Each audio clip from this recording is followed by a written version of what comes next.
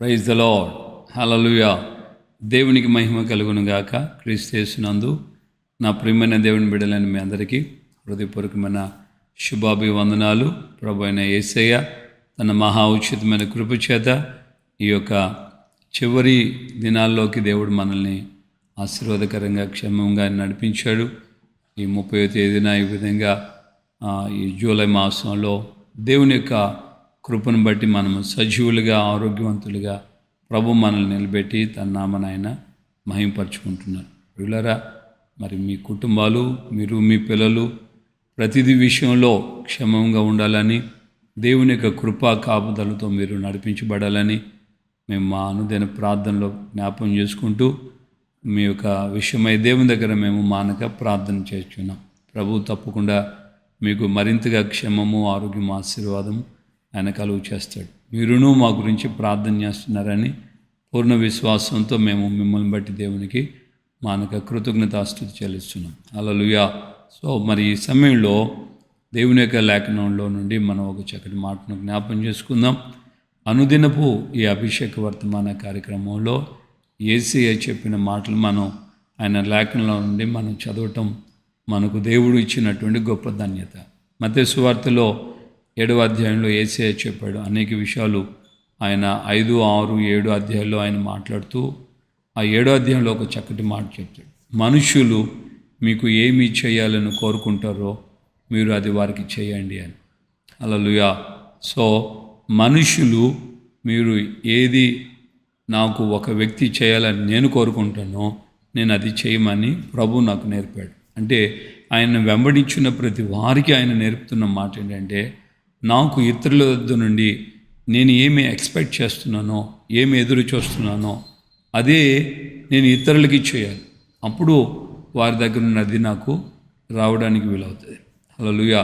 నా సేవలో ఒకానొక సమయంలో ఒక అమ్మాయి, చిన్న అమ్మాయి, నన్ను చూసినా కూడా వందనాలు చెప్పేది కాదు, ప్రైజ్ లార్డ్ అని చెప్పేది కాదు. నేను ఒకసారి చూసా, చెప్పలేదు. రెండోసారి ఏం చేశానంటే, నేనే అమ్మాయి ఎదురుపడగానే అమ్మ ప్రైజ్ లార్డ్ అమ్మ అన్న. చాలా చిన్నపిల్ల. సో మొదటిసారి చెప్తే నేను చెప్పిన తర్వాత చెప్పింది. రెండోసారి కూడా అమ్మ ప్రైజ్ లార్డ్ అమ్మ నేను చెప్పాను. మరొక సందర్భంలో నేనే చెప్పా చిన్నపిల్లకి. మూడోసారి కనబడగానే నేను కనబడక మునిపే ఆ అమ్మాయి అయ్యగారు ప్రైజ్ లార్డ్ అండి అని చెప్పడం ప్రారంభించింది. హల్లెలూయా. అంటే ఇక్కడ మనం గమనించాలి, నేను ఒక సేవకుడిని, ఆ అమ్మాయి నాకు ప్రైజ్ లార్డ్ అని నాకు చెప్పాలని నేను ఆశపడుతున్నా. అప్పుడు ఆ అమ్మాయి చెప్పట్లేదని నేను పిలిచి 2 దెబ్బలేసి పాస్టర్ గారు కనబడుతుంది ప్రైజ్ లార్డ్ చెప్పాలా వద్దుందా లేదా అని కోపడితే చెప్పదు, దూరం అవుతుంది ఇంకా. సో అప్పుడు నేనేం చేయాలి?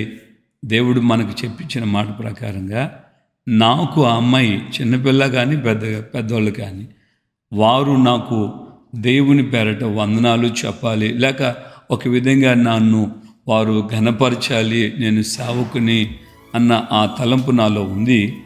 నేను అబద్ధమాడలేదు, ఉంది. వారు నాకు చేయాలంటే ఇప్పుడు నేనేం చేయాలి?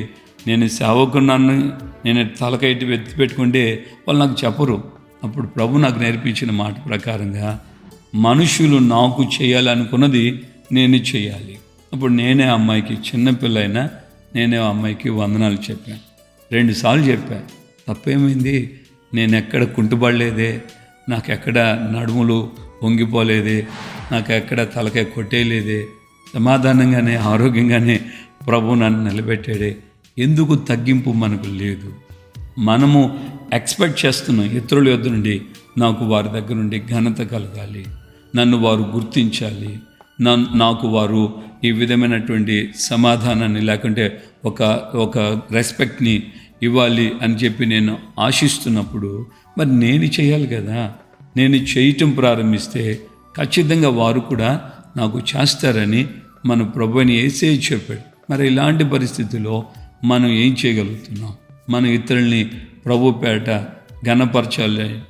మనం ఘనపరిస్తే ఆటోమేటిక్గా దేవుడు మనకు కూడా ఘనత వారి ద్వారా కలుగు చేస్తాడు. ఆమేన్. హల్లెలూయా. రెండవదిగా మనము ఇతరుల ద్వారా క్షమించబడాలి. అతను నన్ను క్షమించాలి అని అంటే నేనే ముందు అతన్ని క్షమించాను. నేను క్షమించకుండా అతను నన్ను క్షమించాడని అంటే ఎలా సాధ్యమవుతుంది? నేనైతే క్షమించను, కానీ అతనైతే నన్ను క్షమించాలంటే సాధ్యం కాదు. ఇప్పుడు నేను క్షమిస్తేనే అతను నన్ను క్షమిస్తాడు. అదే విధమైన పద్ధతి జరిగితే పరలోకమున్నటువంటి తండ్రి కూడా, దేవుడు కూడా నన్ను క్షమిస్తాడు. సో నేను ఇతరులను క్షమించినప్పుడు వాళ్ళు నన్ను క్షమించరు.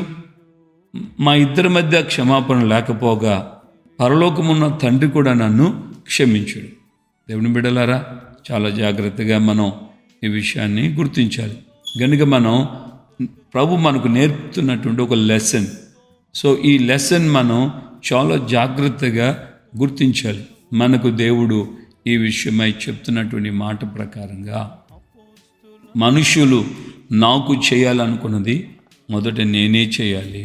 అప్పుడు అది వారి యొద్ద నుండి నేను ఆశించగలను. నేను క్షమించే విషయంలో, అలాగే వారి యొద్ద నుండి నాకు రెస్పెక్ట్, ఘనత, పొగడత, లేకుంటే గౌరవము, ఈ విషయం నాకు రావాలి అని అంటే నేను వారికి ఆ విధంగా మొదట చేయాలి. అలాగే ఒక ఊర్లో, ఒక పల్లెటూరులో, చాలా పల్లెటూరులో ఓ డాక్టర్ గారు ఉన్నారు. ఆయన చాలా మంచి డాక్టర్ గారు. ఆయన ఇంట్లో రాత్రి వేళ ఫోన్ రింగ్ అయింది. భయంకరమైన వర్షకాలంలో భయంకరమైన వర్షం పడుతుంది, బాగా కారు మబ్బులు. పల్లెటూర్లు అంటే సాధారణంగా కరెంటు కూడా తక్కువైపోతుంది వర్షాకాలానికి. సో ఆ క్రమంలో ఇంట్లో ఫోన్ మోగగానే అవతల నుంచి ఒక అతను అంటున్నాడు, ఏమండి డాక్టర్ గారు, నా భార్య బాగా ప్రసవించే సమయం అయింది, నొప్పులతో తాళలేకపోతుంది, మీరు రండి అని. అప్పుడు డాక్టర్ గారు అన్నారు, అయ్యా నా కారు చెడిపోయింది, మీరు వచ్చి నన్ను తీసుకెళ్ళగలరా? వెంటనే అతను అవతల నుంచి ఏమంటున్నంటే, ఈ పరిస్థితుల్లోన, ఇంత భయంకరమైన ఈ యొక్క వర్షంలో బీభత్సంగా ఉన్న ఈ సమయంలో, ఇంత గాఢాంధకారంగా ఉన్న ఈ సమయంలోన నేను వచ్చి మిమ్మల్ని తీసుకురావాలా అని అంటున్నాడు. మరి అదే వ్యక్తి ఆ డాక్టర్కి ఎలా ఫోన్ చేసి రమ్మన్నాడు? వాతావరణం ఇద్దరికి ఒకటే కదా, పరిస్థితి బయట ఇద్దరికి ఒకటే కదా. సో డాక్టర్ అయితే వాళ్ళ ఇంటికి రావాలి, కానీ ఈయనైతే వెళ్ళి వాళ్ళ ఇంటికి వెళ్ళి డాక్టర్ని పిలుచుకొచ్చుకునే పరిస్థితి కాదు. కానీ ఇక్కడ జరుగుతున్న పరిస్థితిని బట్టి ఆ వ్యక్తి తన భార్య నిమిత్తమై కారు తీసుకుని వెళ్ళి డాక్టర్ గారిని ఎక్కించుకొని తన ఇంటికి తీసుకొచ్చుకున్నాడు.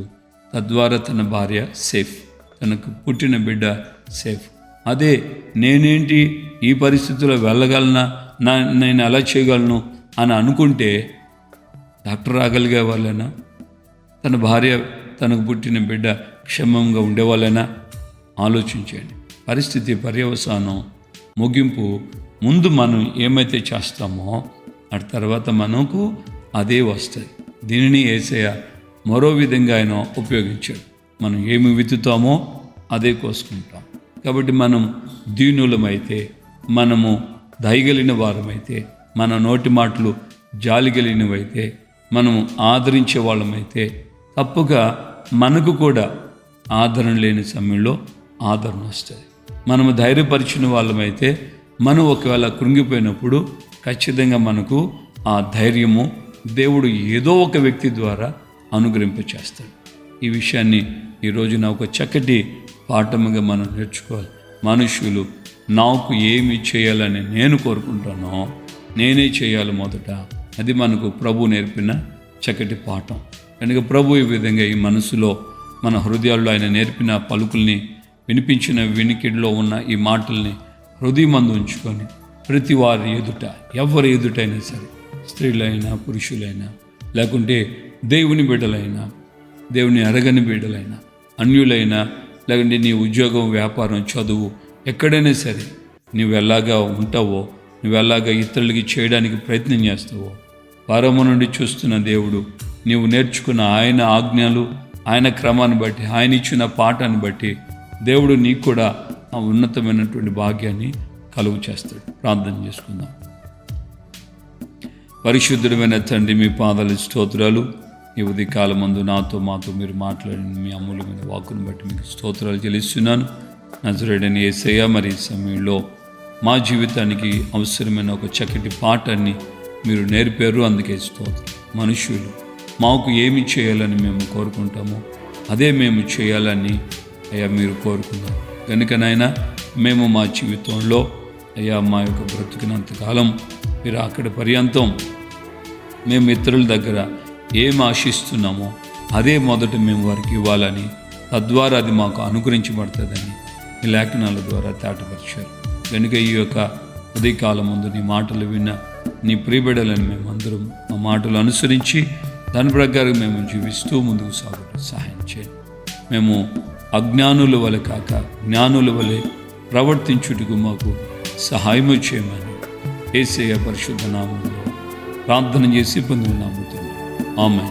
మన ప్రభువైన యేసుక్రీస్తు కృపయు తండ్రి అయిన దేవుని ప్రేమ పరిశుద్ధాత్మిక అన్యోన్య సహవాసం సమాధానం ఇప్పుడు ఎల్లప్పుడూ సకల పరిశుద్ధులకి మనకు ప్రభు రాకడ పర్యంతం దైవ సంబంధమైనటువంటి జ్ఞానవాక్కులకు లోబడిన వారందరికీ కృపయు కాపుదల సమాధానం ఆశీర్వాదం తోడవిని నడిపించునుగా. ఆమేన్. ఆమేన్. హల్లెలూయా. ప్రభు వందనాలు. నిత్యముగా ప్రభు ఆ విధంగా తన కృపను మనకు విస్తరింపచేస్తూ మనల్ని బలపరిచి నడిపించు.